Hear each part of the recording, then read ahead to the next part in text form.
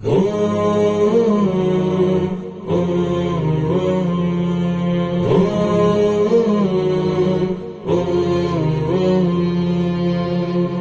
سے زندگی بنتی ہے، جنت بھی جہنم بھی، یہ خاکی اپنی فطرت میں نہ نوری ہے نہ ناری ہے۔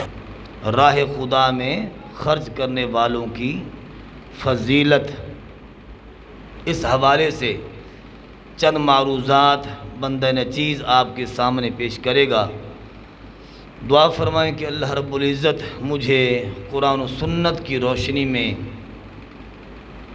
حق اور سچ بیان کرنے کی توفیق عطا فرمائے۔ حضرات محترم، دیکھیے آج مادہ پرستی کا دور ہے۔ مسلمان دنیا داری میں اتنا گم ہے کہ وہ دنیا سے اب اتنی محبت کرنے لگا ہے، حالانکہ اللہ رب العزت کا دیا ہوا سب کچھ مسلمان کے پاس موجود ہے، ہر چیز موجود ہے، مگر دنیا سے پیار اتنا ہو گیا کہ جب بھی اسے راہ خدا میں خرچ کرنے کی دعوت دی جائے تو گھبرا جاتا ہے۔ وہ یہ سمجھتا ہے کہ راہ خدا میں خرچ کرنے سے کم ہو جائے گا، میں غریب ہو جاؤں گا تو اتنا کم ہو جائے گا، یہ ہو جائے گا، وہ ہو جائے گا۔ اس طرح کے فاسد خیالات ذہن میں آتے ہیں، حالانکہ مسلمان جانتا ہے کہ راہ خدا میں جس چیز کو خرچ کیا جائے وہ کبھی کم نہیں ہوتی، اس میں برکت ہی برکت ہوتی ہے۔ جو بندہ 1 روپیہ خرچ کرتا ہے، اللہ اسے 700 گنا سے بھی زیادہ عطا فرماتا ہے۔ اللہ فرماتا ہے مثل الذین ينفقون اموالهم فی سبیل اللہ، جو راہ خدا میں خرچ کرتے ہیں اپنے اموال کو، ان کی مثال اس دانے کی طرح ہے کہ جو دانہ انبتت 7 سنابل، کہ جو دانہ 7 بالیں، سٹیاں، یعنی بویا تو ایک دانہ تھا مگر اس ایک دانے نے 7 بالیں نکالی۔ اور فرمایا فی کل سنبلۃ 100 حبہ، فرمایا ہر بال میں، ہر سٹی میں اللہ نے 100 دانہ پیدا فرما دی۔ فرمایا کہ جو لوگ راہ خدا میں خرچ کرتے ہیں ان کی مثال اسی طرح ہے۔ کیا مطلب؟ فرمایا کہ جو 1 روپیہ خرچ کرتا ہے اللہ اسے 700 گنا عطا فرماتا ہے۔ اور آگے فرمایا کہ 700 گنا پر یہ نہیں کہ رب کی رحمت کا اینڈ ہو جاتا ہے، نہیں، واللہ یضاعف لمن یشاء، اللہ جس کو چاہتا ہے اس سے بھی زیادہ عطا فرماتا ہے۔ واللہ واسع علیم، اللہ وسعت والا ہے، علم والا، جاننے والا ہے۔ اور آگے فرمایا الذین ينفقون اموالهم فی سبیل اللہ، وہ لوگ جو اپنے اموال کو راہ خدا میں خرچ کرتے ہیں، ثم لا یتبعون ما انفقوا منا، فرمایا کہ پھر وہ خرچ کرنے کے بعد احسان نہیں جتاتے، احسان نہیں رکھتے، ولا اذا، اور پھر وہ تکلیف بھی نہیں دیتے۔ احسان سے کیا مراد ہے؟ جس کو دیا پھر اس کو کہنا شروع کر دیا تو نکما تھا، تو یہ تھا، تیرے میں تو کوئی کوالٹی نہیں، تو بالکل نکما ہے، تو ہم نے تیری مدد کی۔ یہ احسان ہے۔ یہ کیا ہے؟ احسان ہے۔ وہ کہتے ہیں نیکی کا دریا میں ڈال، وہ نیکی رب کی بارگاہ میں قبول ہے۔ نیکی کر کے پھر احسان جتانا اور پھر اس کو تکلیف دینا۔ تکلیف کیا ہے؟ کہ لوگوں کے سامنے اس کو شرمندہ کرنا، لوگوں کو بتاتے رہنا کہ اس کو میں نے یہ دے دیا، میں نے وہ دے دیا۔ سمجھ آ رہی کہ نہیں آ رہی؟ تو یہ جس کو دیا ہے اس کو تکلیف دینا ہے کہ جگہ جگہ کھڑے ہو کر یہ باتیں بتاتا پھرتا دینے والا کہ میں نے فلاں شخص کو یہ دے دیا وہ دے دیا. فرمایا نہیں، ایسے شخص کی سخاوت رب کی بارگاہ میں قبول نہیں. فرمایا کہ جو لوگ اپنے اموال کو راہ خدا میں خرچ کرتے ہیں پھر اس کے بعد فرمایا کہ احسان نہیں رکھتے اور نہ ہی تکلیف دیتے ہیں، لہم اجرہم عند ربہم، فرمایا ایسے لوگوں کا اجر ان کے رب کے پاس موجود ہے، ان کے رب کے پاس موجود ہے. ولا خوف علیہم ولا هم یحزنون، ان پر کوئی خوف بھی نہیں اور نہ ہی وہ غمگین ہوں گے. قول معروف و مغفرہ، یہ بہت بڑی اصلاحی بات ہے جو قرآن کریم ہمیں دعوت دے رہا ہے. اللہ اکبر. فرمایا قول معروف و مغفرۃ خیر من صدقۃ یتبعها اذی، فرمایا کہ اچھی بات کہنا، اچھی بات کہنا، و مغفرۃ اور بخش دینا، درگزر کرنا، خیر من صدقۃ یتبعها اذی، اس صدقے سے بہتر ہے کہ جس صدقے میں صدقہ دینے کے بعد جس کو صدقہ دیا اس کو بندہ تکلیف دے. اچھی بات کرنا اور درگزر کرنا یہ اس صدقے سے بہتر ہے جس میں تکلیف دینا ہو اگلے بندے کو، اس سے بہتر ہے. اچھی بات کرنے کا کیا مطلب ہے؟ فرمایا کہ اگر کوئی سائل آ گیا کسی مالدار کے پاس، دکاندار کے پاس، ذمہ دار کے پاس، جس کو اللہ نے دیا اس کے پاس کوئی سائل آیا تو فرمایا یہ نہیں کہ اس کے ساتھ اگر کچھ دینا نہیں تو بد اخلاقی بھی نہ کرے. یہ ہے قول معروف، اچھی بات کہنا، یعنی سائل سے خوش، اسلوبی سے خوش، جو خلقی ہے، اچھا اخلاق ہے، اس کے ساتھ پیش آنا، یہ قول معروف ہے.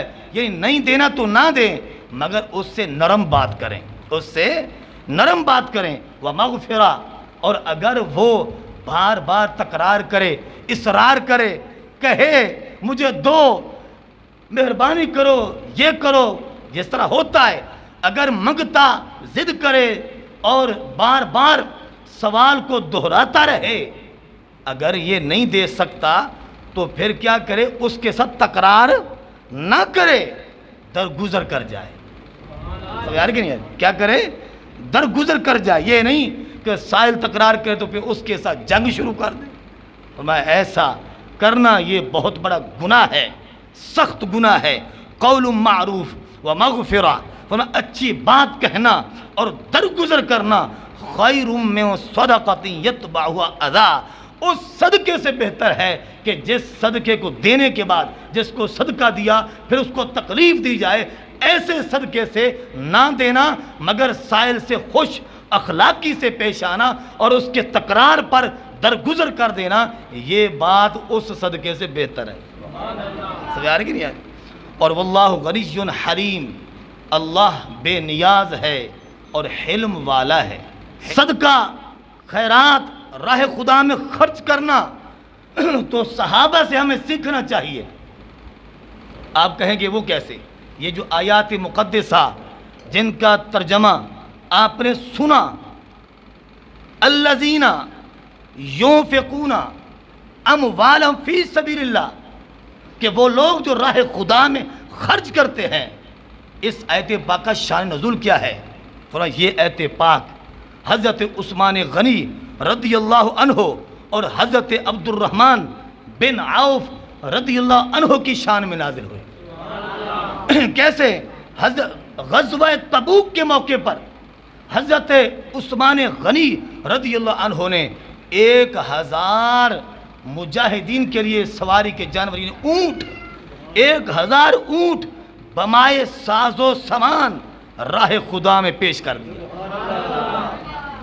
اور حضرت عبد الرحمن بن عوف رضی اللہ عنہ یہ وہ حضور کے عاشق ہیں، صحابی ہیں اور ہمارے اکابر میں سے، صحابہ میں سے ہیں، اور اتنے پیارے صحابی ہیں. ان کے بارے میں آتے، ان کا جذبہ دیکھیں. فرمایا کہ ان کے پاس تھے 8000 درہم. کتنے؟ آج ہمارے پاس تو لاکھوں، ہزاروں تو جیب میں ہوتے ہیں نا، ہزاروں تو جیب میں ہوتے ہیں. تو ہم اس سے 100 200 500 مسجد کو، مدرسے کو دیتے ہوئے بھی گھبراتے ہیں. مگر یہ دیکھیں، اچھا بینک بیلنس تو وہ تو درکنار، ادھر تو سانپ بیٹھا ہوا ہے نا، ادھر جیب جو ہے اس پہ یہ بٹن، یہ ظاہری طور پر بٹن ہے مگر یہ حقیقت میں تالا ہے. یار کہ نہیں یار، ہم تو اس تالے کو بھی کھولنا گوارا نہیں کرتے.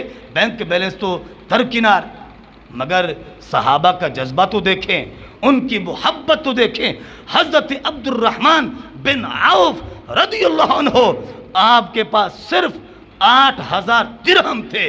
ان میں سے 4000 درہم آپ نے اپنے بال بچوں کے لیے گھر میں چھوڑ دیے اور 4000 درہم حضور کے قدموں میں ڈھیر کر دیے. اور پھر حضور کی بارگاہ میں عرض کر دے، حضور کل میرے پاس 8000 درہم تھے، میں نے 4000 درہم گھر میں چھوڑے ہیں بچوں کے لیے، اور 4000 درہم راہ خدا میں نے پیش کر دیے ہیں.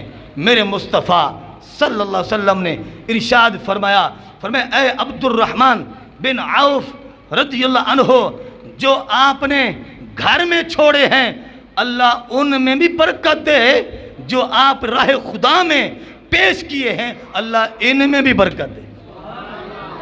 حضور نے برکت کی دعا دی تو پھر برکت کیسے نہ ہو. اللہ اکبر.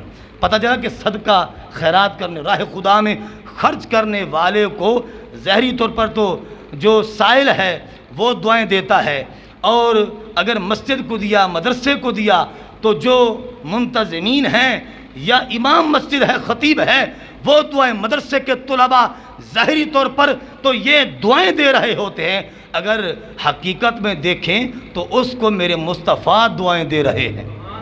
ایک عورت بنی اسرائیل کی،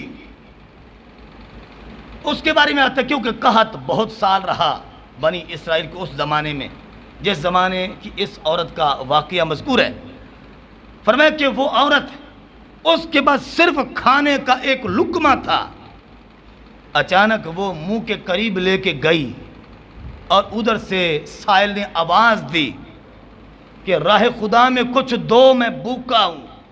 اس عورت نے یہیں ہاتھ روکا اور وہ لقمہ منہ میں نہ ڈالا، وہی لقمہ سائل کو دے دیا. یہاں سے پیچھے کرنا کتنا مشکل ہے، ایسے ہے کہ نہیں؟ یہاں سے لقمہ روکا اور پھر اس سائل کو دیا. سائل نے دعائیں دی، دعائیں لی، اور پھر اس کے بعد وہ خاتون، وہ عورت جنگل میں لکڑی اکٹھی کرنے کے لیے گئی، اور اس کا ایک چھوٹا سا بچہ تھا، اس نے جنگل میں ایک سائڈ پر اس کو لٹا دیا اور لکڑیاں اکٹھی کر رہی ہے. وہ اپنے کام میں مصروف ہے. اچانک ایک بھیڑیا آ گیا، بھیڑیے نے اس کے بچے کو اٹھا لیا، منہ میں ڈال لیا. جب اس عورت نے دیکھا تو وہ عورت گھبرا گئی، چیخ اور پکار اٹھی اور دوڑی بھیڑیے کے پیچھے، اور یہ کہہ رہی تھی بچاؤ میرے بچے کو بچاؤ. تو ایسے عالم میں، کیونکہ رحمان کے تو سامنے ہے سب کچھ، اللہ دیکھ رہا تھا، اللہ نے یہ ارشاد فرمایا اے جبرائیل، عرض کی جی رب جلیل، فرمایا جاؤ اس کے بچے کو بھیڑیے کے منہ سے نکال کر اس عورت کو دے دو. حضرت جبرائیل علیہ السلام آتے ہیں اور اس بھیڑیے کے منہ سے اس کے بچے کو نکال کر اس عورت کو پیش کر دیتے ہیں، اور پھر ساتھ یہ کہتے ہیں یا امت اللہ آردیت لقمتم بلقمتن، کہنے لگے اے اللہ کی بندی، کیا تو اس بات پر راضی ہے کہ اللہ نے لقمے کے بدلے تمہیں لقمہ عطا کر دیا؟ کیا مطلب کہ تو نے وہ لقمہ روک کر تو نے اس یعنی سائل کو دیا تھا، تو اللہ نے بھیڑیے کا جو لقمہ ہے فرمایا کہ اس کے منہ سے نکال کر تمہارا بچہ تمہاری گود میں دے دیا ہے. یہ ہے صدقہ خیرات کی برکت. الصدقہ ترد البلا، صدقہ بلاؤں کو دور کرتا ہے، پریشانیوں کو دور کرتا ہے، مصیبتوں کو دور کرتا ہے۔ صدقہ دنیا میں بھی روشنی پیدا کرتا ہے، زندگی میں بہار پیدا کرتا ہے، قبر حشر میں بھی نور علی نور کر دیتا ہے۔ صدقہ ایمان کی دلیل ہے۔ صدقہ خیرات وہی دیتا ہے کہ جس کا دل مومن ہے، جس کے سینے میں ایمان موجود ہے۔ جو ہو منافق، جس کے سینے میں ایمان مردہ ہو، وہ صدقہ خیرات کبھی نہیں دیتا، اور اس کے پیسے سے کوئی غریب نہیں پلتا۔ اور جس کو اللہ دے اور سینے میں ایمان کی چمک بھی موجود ہو، وہ چمک جو مدینے سے چلی ہے، پھر انسان کے دل میں ہمدردی ہوتی ہے۔ مسجد کو ضرورت ہے، مدرسے کو ضرورت ہے، اہل محلہ کو ضرورت ہے، تو فرمایا پھر وہ اپنی جیبوں کو تالے نہیں لگاتا، بلکہ جیبوں کو کھولتا ہے، راہ خدا میں کھول کر خرچ کرتا ہے۔ اللہ بھی اب رحمت کے دروازوں کو اس پر کھول دیتا ہے۔ اللہ اکبر کبیرہ۔ توجہ فرمائیں، حدیث پاک میں آتا ہے، کیونکہ میرے سارے بھائی اکثر جو ہے وہ کھیتی باڑی سے تعلق رکھتے ہیں، کھیتی باڑی سے تعلق رکھتے ہیں، تو سنیں، کھیتی باڑی کرنا یہ کوئی عام جو ہے کام نہیں ہے، یہ انبیاء کی سنت ہے۔ اللہ اکبر۔ کسان کی بڑی عظمت، کسان کی بڑی عظمت۔ کسان راتوں کو اٹھ کر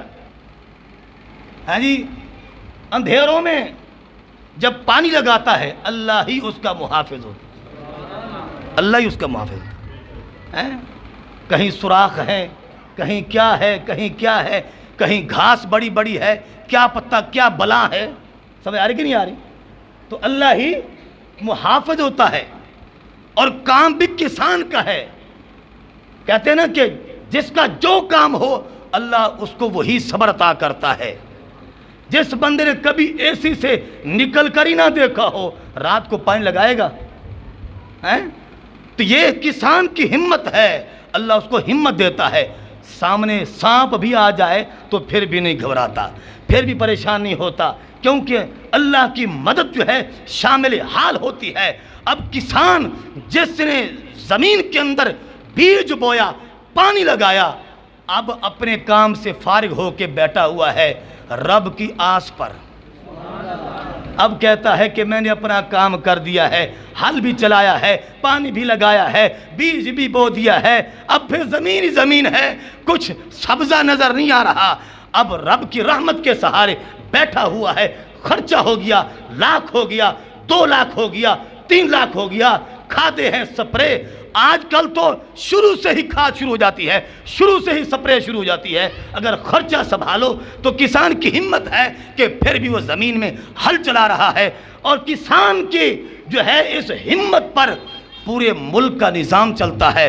فرمایا کسان وہ بڑی عظیم شخصیت ہے۔ میں عرض کرتا ہوں، کسان جب سب کچھ زمین میں بو کر اور پیسہ جو ہے بہا کر بیٹھ جاتا رب کے سہارے، پھر اللہ رب العزت زمین سے فرمایا فصل کو اگاتا ہے۔ تھوڑا سا سبزہ نظر آتا ہے تو کسان کا دل خوش ہو جاتا ہے، کسان کا دل خوش ہو جاتا ہے۔ رب کی رحمت پہ امید سے امید بڑھتی جاتی، یقین ہوتا جا رہا ہے کہ اللہ مہربانی کرے گا، خرچے اتریں گے اور بچت آئے گی، انشاءاللہ بچت آئے گی۔ اب دیکھیں جب وہ فصل پک جاتی ہے، اب اس فصل میں کیا کیا ہوتا ہے؟ کبھی کیڑیاں کچھ فصل میں سے لے کے جا رہی ہیں، سمجھ آ رہی کہ نہیں آ رہی؟ کبھی پرندے آئے، چڑیاں ہیں، اور کبھی یہ بھی ہوتا ہے ماشاءاللہ کوئی انسان بھی لے جاتے ہیں، انسان بھی لے جاتے ہیں۔ ایسے بھی شہزادے موجود ہیں، اپنی فصلوں کے باوجود جب تک کسی کی فصل کو ہاتھ نہ لگائیں تو چین نہیں آتا۔ ایسے بھی شہزادے موجود ہیں۔ اللہ اکبر۔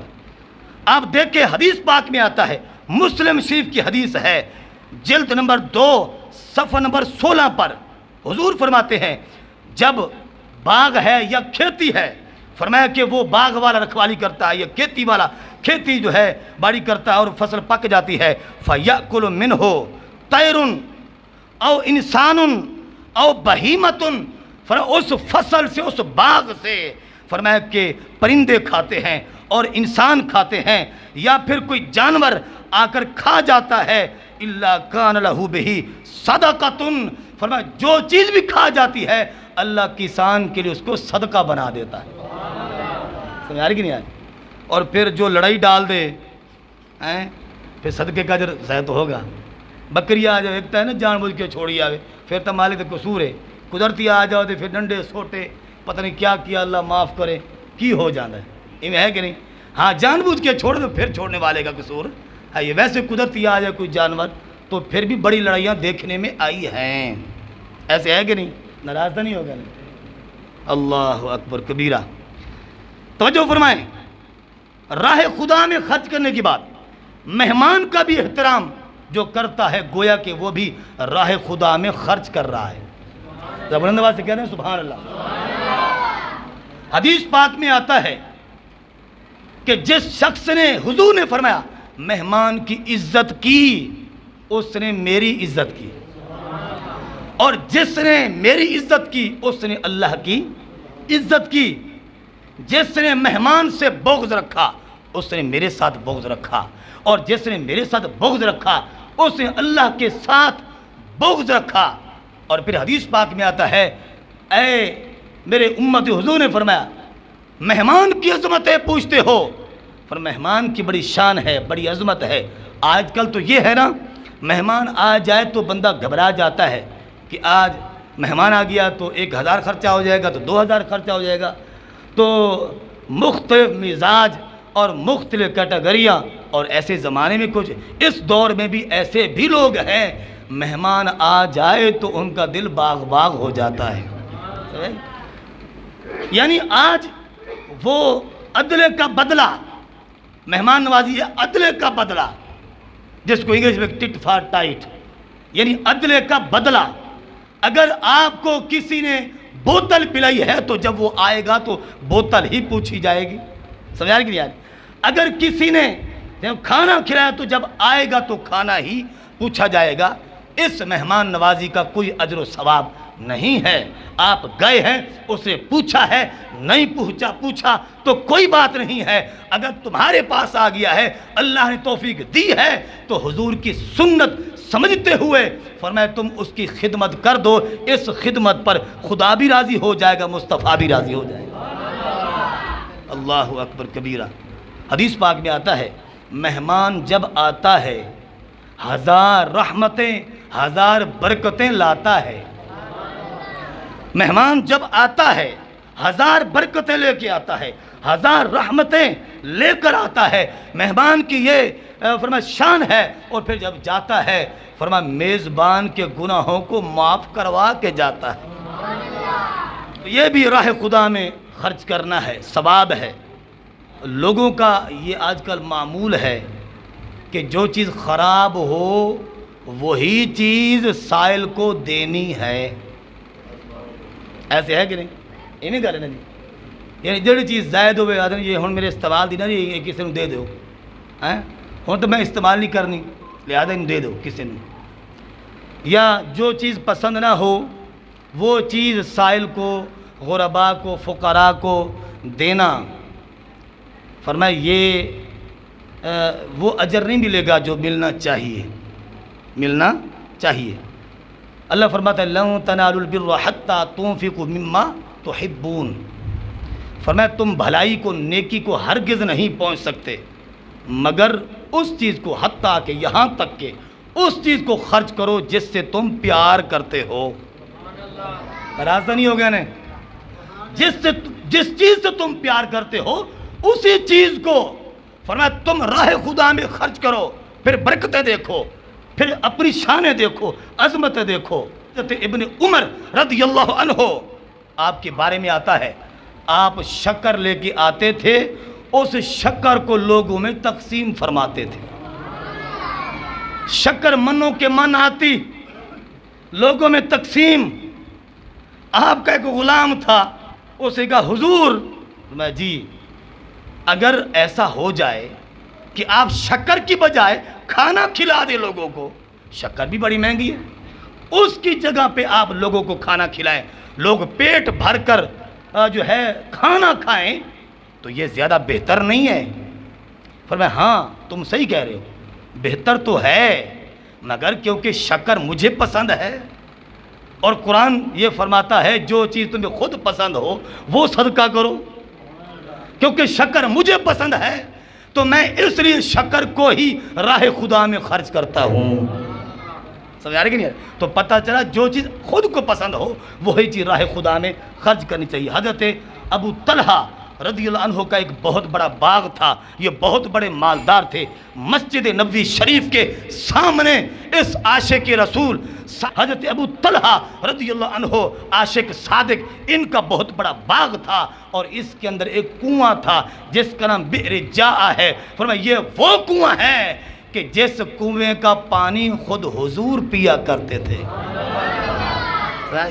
حضور پیتے تھے، اور اس باغ میں جا کر حضور آرام فرماتے، خوش ہوتے۔